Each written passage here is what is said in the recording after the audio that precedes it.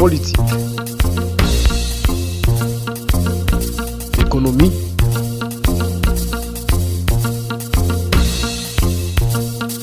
sport,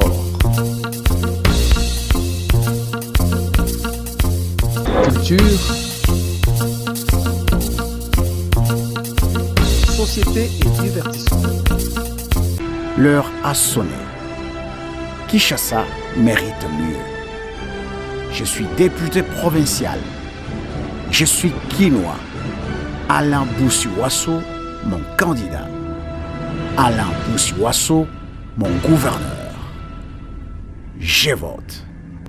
Devoir na biso ya mokolo na mokolo ekomande ya koinformer bino mboti na bino bakongomani nyonso bipai wapi bozwami pona kolanda magazine na bino bopona RM ya mokolo lelo oyo ngala beleteze na zuli susu lokumu lolendo na mwa lofundu ya ko présenter yango avec impact na idéologie pona bino RM magazine tafunga basango na biso mokolo lelo na RM actu bipai wapi tosala kabino sélection ya actualité ya mboka. Bienvenue na RM Actu. Gouvernement congolais a annoncé officiellement mesures d'exécution capitale contre militaires Nyonso. Oya Kokwe ya Nambeba ya trahir école République démocratique du Congo. Yango et Longoli. Mesures moratoires ya peine de mort qui instauré na 2003. Décision yango.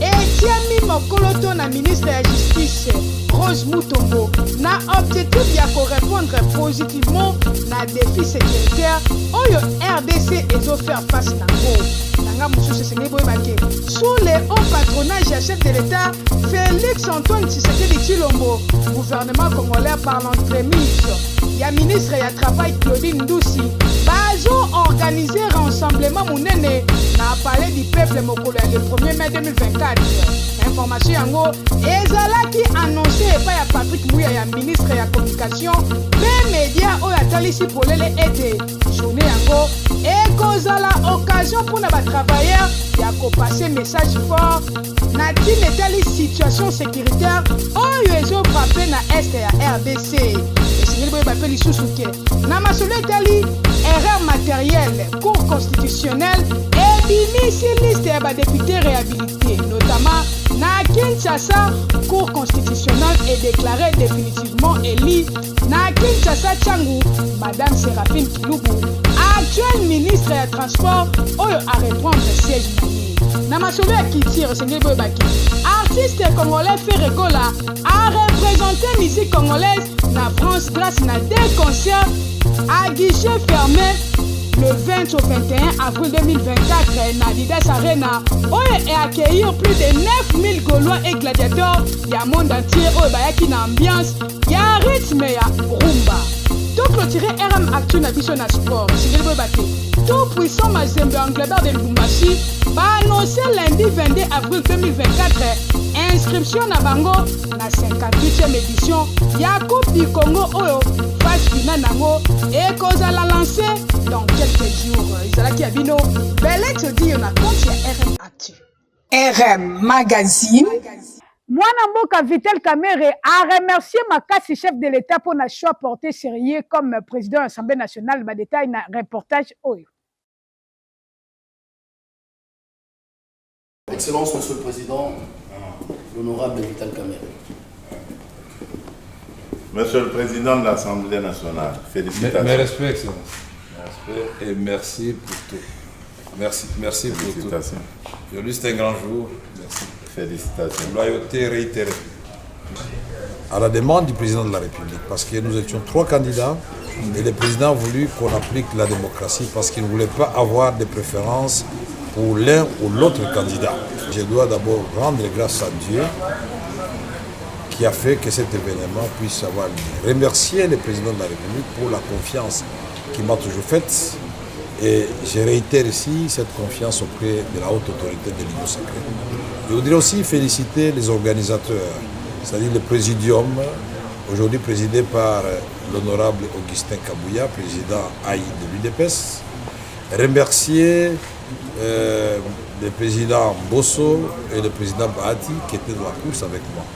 Nous avons gagné ensemble parce que nous avions pris l'engagement devant le président de la République de mener un combat loyal, démocratique, et que ce combat ne laisse pas de séquelles, que ce combat ne nous divise pas, que ce combat se fasse dans la loyauté et que bien au contraire, que celui qui gagne puisse avoir un regard tout à fait particulier envers et respectueux envers ceux qui ont perdu et que ceux qui ont perdu comprennent qu'ils n'ont pas été frustrés, mais c'était la volonté de la classe politique, de la majorité. RM Magazine. Badepute provinciaux nyonso kidi bate candidat zakaka moko le numéro 7 mwana mboka Alain Boussi Wasso bozala ebele ya kovoter na ndenge osakana te ba détail na élément oyo. Je suis député provincial. Je suis quinois. Alain Boussi Wasso, mon candidat. Alain Boussi Wasso, mon gouverneur. Mwana mboka Alain Boussi Wasso. Azali candidat gouverneur la ville ya Ngomba Kisasa. Et tout le monde m'a moqué. Je crois témoignage. Na baninga et biso ba député provinciaux et bazali nangala ya kopesa ya kovoter pour epesa ville ya Kisasa de la gouverneur.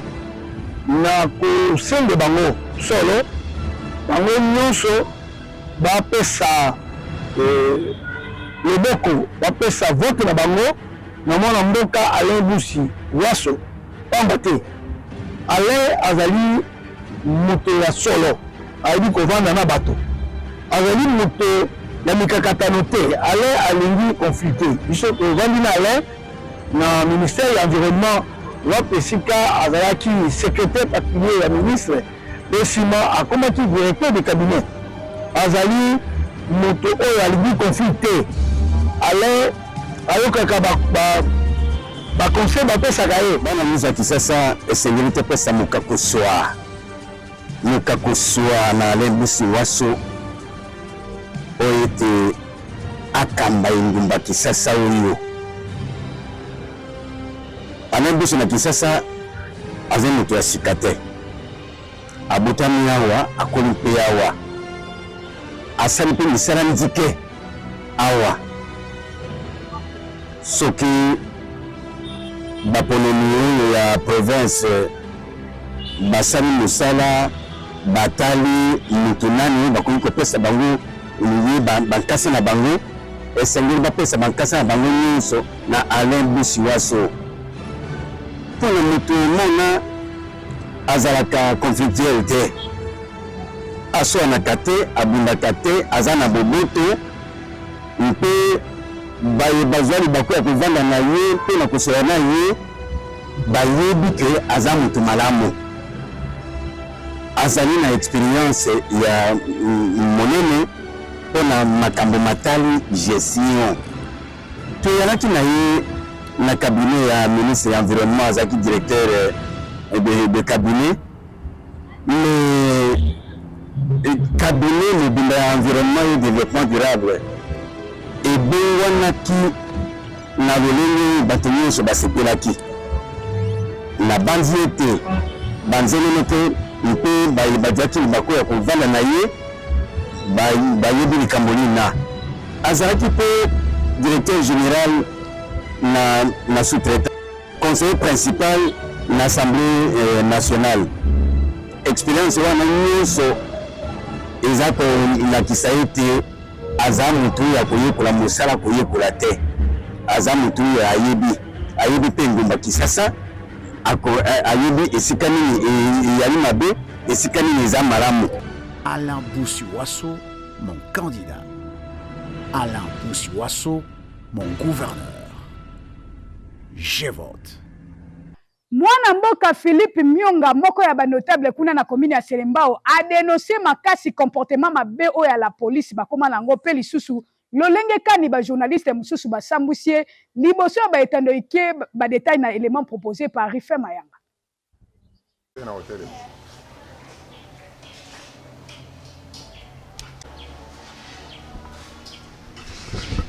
Bonjour papa. Bonjour messieurs les journalistes.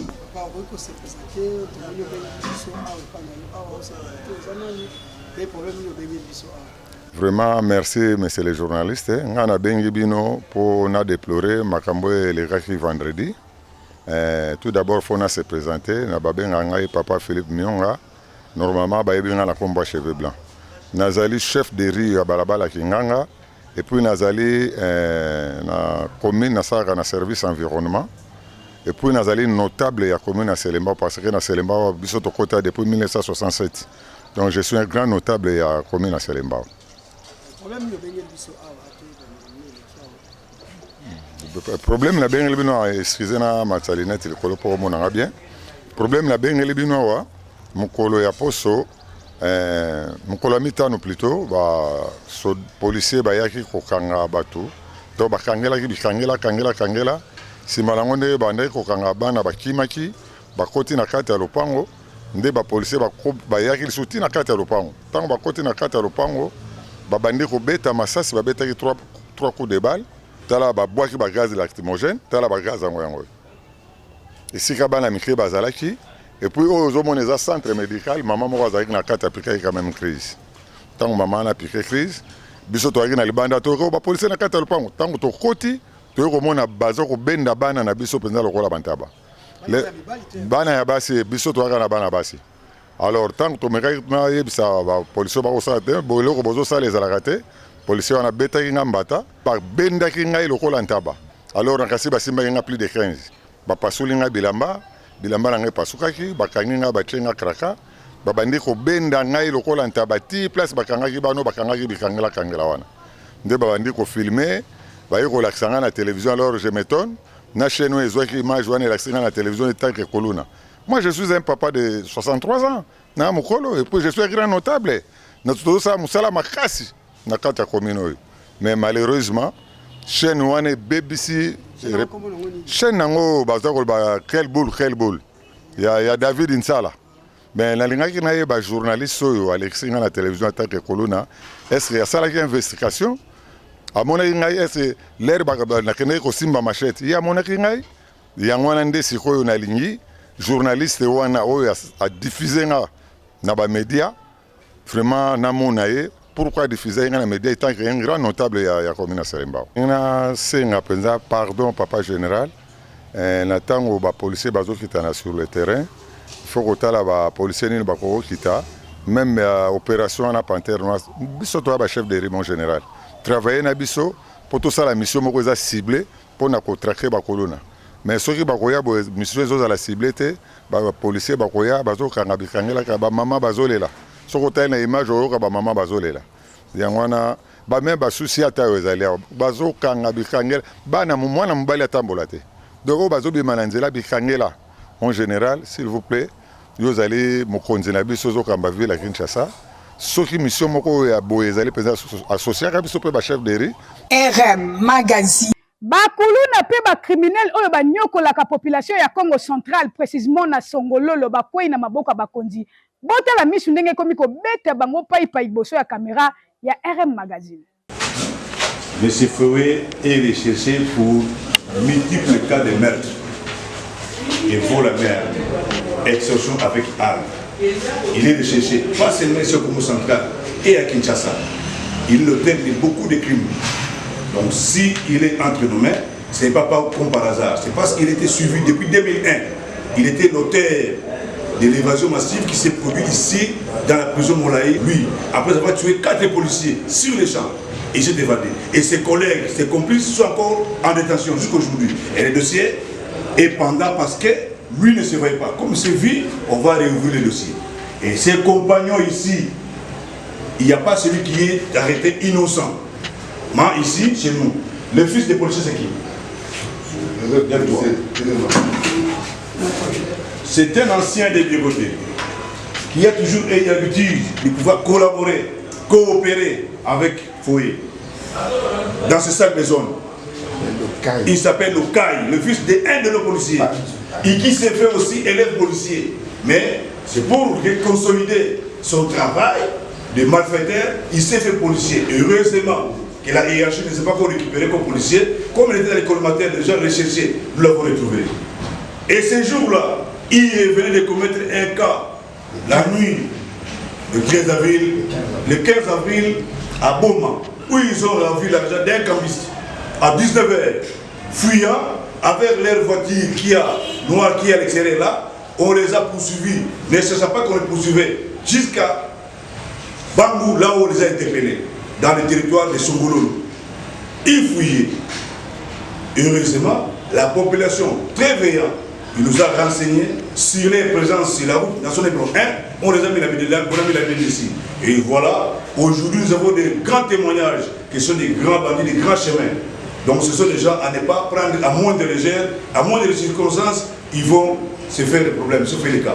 En attendant les transferts à l'autorité supérieure des garnisons, sur l'instruction de la hiérarchie, pour qu'on puisse suivre ces complices qui sont encore dans la cavale, dans la communauté. Et je demande ici à la population de pouvoir nous aider, à dénoncer toute personne de loin ou de près qui serait complice, agent de l'ordre ou civil, complice avec ces gens, de les dénoncer et nous allons faire du travail.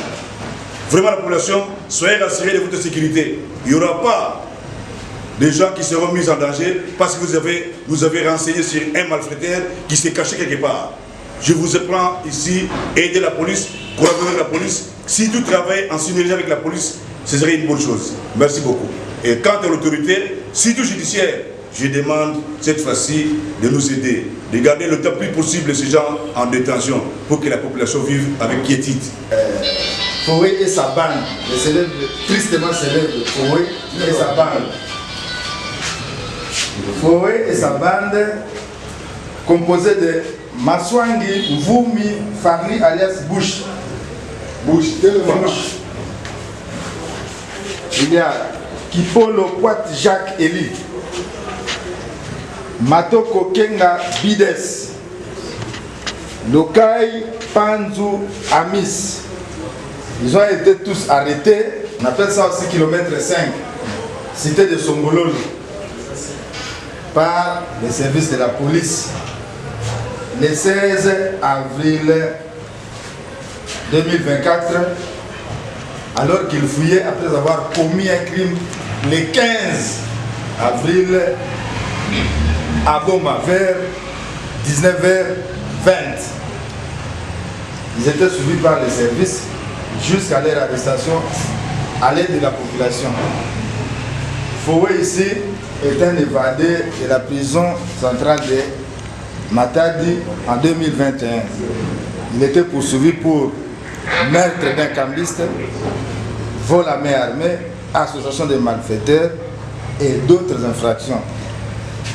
Après s'être évadé, il a commencé à opérer entre Matadi, Mwanda, Kinshasa. Il est partout. Donc c'est un vrai professionnel du crime, comme vous le voyez là-bas. C'est faux. À son actif, on peut compter près de 30 vols à main armée.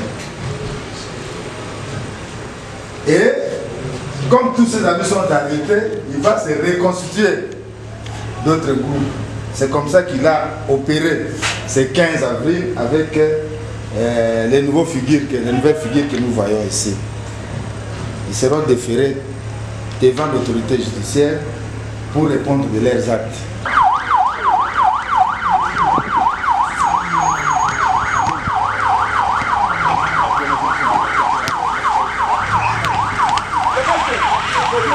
RM Magazine. Députés provinciaux, toza toujours qu'on éveille nos consciences. Bon voté numéro 7, gouverneur et la ville province à Kinshasa. Moi Namboka Alain Boussiwaso, candidat numéro 7. Kuna kidi bate bon voté parce que kin na biso ekozonga la belle ndenge zalaka kala. Ba détail na élément o. Pour une ville de Kinshasa de rêve.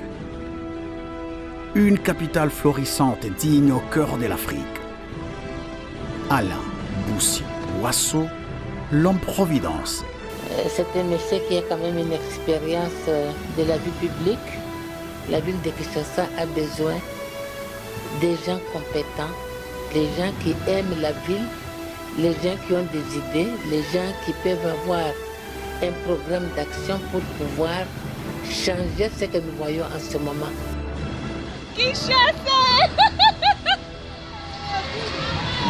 Au grand mot, de grands remèdes, dit-on. Kinshasa a longtemps souffert. Il lui faut une thérapeutique de choc. D'amants expertes.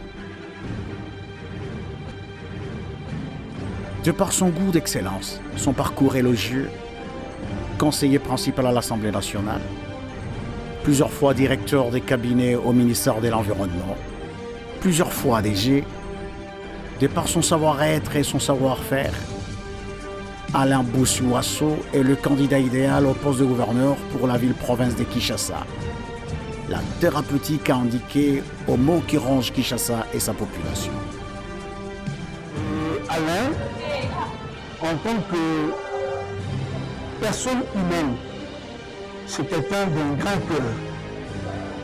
C'est quelqu'un qui a le sens de l'écoute des autres. Lorsque vous l'avez vu à l'œuvre, président d'Alésie de l'État, vous avez vu le résultat de l'État. Alain a été directeur du cabinet au ministère de l'Environnement par 2 fois. En tout cas, si vous demandez aux agents du ministère de l'Environnement, ils vous diront qu'ils avaient un directeur du cabinet qui était accessible à tous. J'ai vu comment notre ministère de l'Environnement et du Développement durable s'était transformé en un rien de temps. Ça s'était transformé qualitativement. L'heure a sonné. Kinshasa mérite mieux. Je suis député provincial.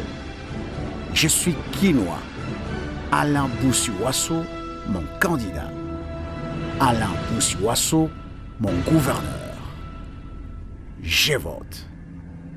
Narebeki na bino question-réponse mutuna etuna miboye. Profil nini gouverneur ya ville province ya Kinshasa ya sika esengeli a remplir po akonza ekolo République démocratique du Congo ba détail na élément oyo.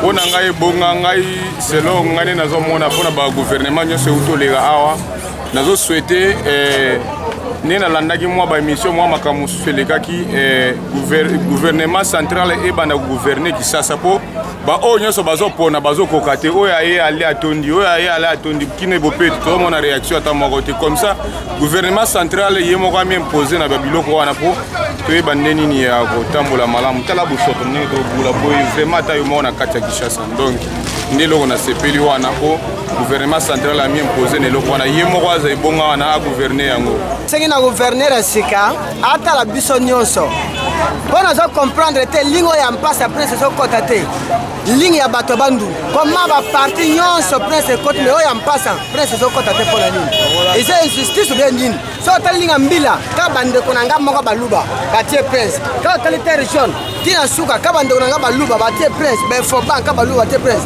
lingo ya mpasa ka bato bandu ndeni batie prince te mino koyebisa na gouverneur na yebisi gouverneur asika ata mutu nyonso ata la kaka école te ata la mutu nyonso donc lingo ya mpasa wana mpasa mabade batia prince kura pesa te za mulili mais côté nyonso baluba basel bande konangai batia ba prince batia ba munda comment na mpasa mabeza ka bato bandu batia bango nzela te mawe kosa na bango te mawe kosa na gouvernement ya sika te asala po ete la pona ye lelo na sengi pa na ye yango wana. Merci beaucoup pona ngai gouverneur Asika ya ville ya Kinshasa oyo akozala voté par ba députés provinciaux et sengeni azala na litoi ya koyoka biso na peuple parce que ebele ya ba gouverneur oyo Kinshasa ekonesa balaka bato bazo répondre ba autorité morale na bango na ba déjà parti politique na bango bazo ya pona koluka mbongo bazo ya pona kosala kombo mais bazo kipe biso souverain primaire de biso nde to peso pesa pouvoir voilà pourquoi oyo akozala gouverneur na biso ya ville province ya Kinshasa et sengena dans la mutu oyo azala litoi à l'écoute ya biso moko peuple ala la mutu azo fana na bureau te oyo azo kaka ba rapport ya bato na ye te ye moko aza pe mutu azo sala ba descente sur terrain azo ya lokola ana passe maba condition ya nzela na biso courant ezalaka te mai ezalaka ya pasi donc puis ya biso on dirait toza kati ya intérieur voilà pourquoi gouverneur oyo akozala élu esenya azala mutu oyo aza na temps ya relatir terrain kopalpe du doigt makambo oyo peuple kino azo vivre c'est pe ça bosenga na ngai ala mutu oyo azali wana te mpona korépondre na mode ordre ya parti politique na ye mpona na mode ordre ya autorité morale na ye te azala mutu oyo azoya mpona kosoutenir vision ya chef de l'état oyo ezali ya kolema tombwama ya mboka na biso tozopesa ye nde message otindele message oyo tozopesa ye. Premier entrée oyo bobengaka premier entrée ya Air Force, ça veut dire wana ezali entrée militaire, mais premier entrée civile ezali quartier Harare na Mpasa Maba. Premier entrée ezalaka oyo banda baprésident nyonso bakotaka bagouverneur nyonso bakotaka nano tomona te gouverneur moko azwa idée ke non entrée oyo batiela bango mpe mwa moyen moko, mais tomonaka kaka na bapropagande bavote baboye na boye bato baye kobima ke non tovote bango. Mais eloko nga nazoloba ya motuya, eloko ya motuya ye moko gouverneur oyo akotisika asala étude aya ye moko aya komona na miso population ya awa oyo bazovote bagouverneur bazovote badepute mpo badepute nde bakovote bango kuna eloko moko te. Ça veut dire ye moko atuna biso mituna te aya kotala atali. Donc entrée na biso nzela nango eza nzela te mais eza érosion. Na kati érosion wana nde biso tolekaka biso population tozopesa voix kobanda na président de la République ti na député. Maintenant nzela oyo eza aveni comme aveni na biso eza aveni te mais eza érosion. Par preuve ye moko azwa atika chip na ye po akokokota ne na chip te atiki chip na ye akoti ti akota na wenza lokolo moko akokotaka ezalaka nzela te nde ezalaka érosion. RM Magazine. Kolale komi facile grâce na maison Rife Mayanga boya ebele bokoza desite kuna ba musa kitoko wapi bozo ba détail na élément o.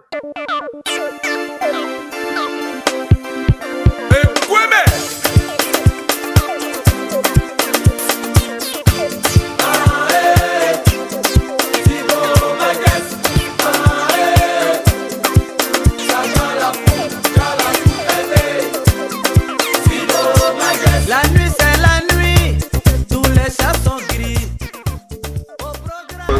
Na pesi bino ba mbote partout bisika bozwami Rife Mayanga ayeli bino susu ba musu ya qualité kaka ni na lubaka.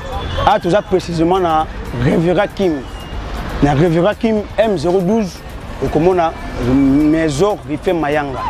Tosuki kaka awate. Tozwami susu na Ndi Brasserie. Na Ndi Brasserie okomona maison Rife Mayanga. Tosuki na Ndi Brasserie toza lisusu tozwami lisusu wapi toza précisément na Wenja Sekomaf na quartier 9 okomona maison Rife Mayanga.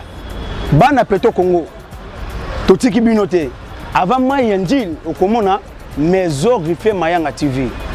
Tosuki wana te de la paix ozui transport ya lokolo moko na Poliloba okomona maison Rife Mayanga.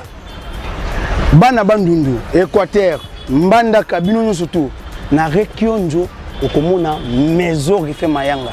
Maison Rife Mayanga ayeli bino na musu ya qualité moko donc ya kosakana te. A plus tozoteka ba prix nyonso tu 4000 matin okozwa musu na ba catégorie nyonso tu na ba montagne nyonso tu oza na ngoposa na lobi bien ba grossiste ba oza na botel no ba flat ya kotater maison Rife Mayanga TV okozala décité na makambotali ba musu donc tozana nyonso tozana qualité nyonso tout oyo bozala kaka ndenge moko le boss Rife Mayanga uti koloba c'est que na maison Rife Mayanga tozala ba matela moko non na parlant de ce qu'on la lipongi okola la pongi moko ya kitoko tozala ba matela ba 1m40 tozala ba matela ba 1m80 1m20 tozala ba 90 cm et puis tozala ba mousse on est dans le moins cher to bali na 4000 mata boya ndika ke belé tozala posa na bino te tozala bokende wapi bozokende sur la maison nini mukongo pas c'est pas na biso za la raté mutu pas c'est pas na biso za la raté nyonso OK na maison Rife Mayanga Monsieur Siri Madou musobetaka jamani RM Magazine. Ke bolelango makasi rebit na bino vidéo du jour à mokola lelo HK Prod et le mona Cristalin sans oublier Glody et Kofo bon préparer nini po bakino baseka mwa muke et ça la mwa ba bien na ba pali.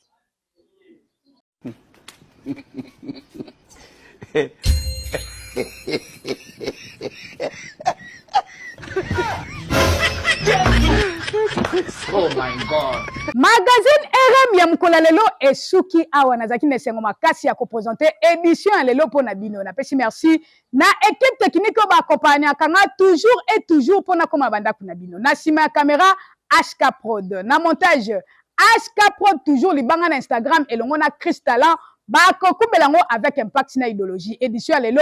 Eko mama ki na Glody Ekofo. Et l'on a ndeko na Edek Ekofo. Sans oublier Jaden Ngoyi. Balanda rapé magazine RM na ndenga osakana te. Tokomi na suka. Merci na patience. Merci na fidélité. Merci na koeba ke bozalaka. Ebelebe bomeke. Pour na ko soutenir magazine na bino RM. Kasi ngana bino. Tokabona kabongo te son ke tobeta cri na biso comme d'habitude. Soki na lobby rife mayanga. Bino na bandako bozongisa papa na jaja. Hey! Tozo kumbela toujours RM avec impact na idéologie. Bye oh. Politique, économie,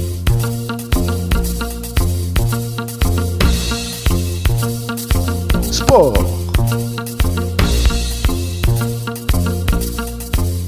culture, société et divertissement.